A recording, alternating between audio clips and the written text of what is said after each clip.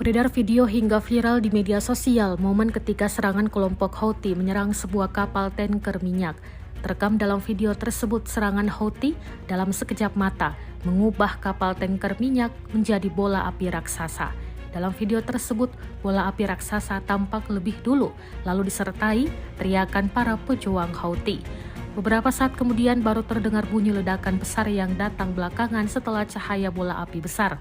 Kebakaran besar terjadi di sebuah kapal tanker berbendera Yunani di Laut Merah setelah diserang oleh kelompok Houthi Yaman, kata Otoritas Operasi Perdagangan Maritim Inggris pada Jumat 23 Agustus 2024. Kelompok Houthi yang menerima dukungan dari Iran mengatakan pada hari Kamis bahwa mereka menyerang kapal tanker minyak Sunyon di Laut Merah yang telah ditinggal oleh awaknya.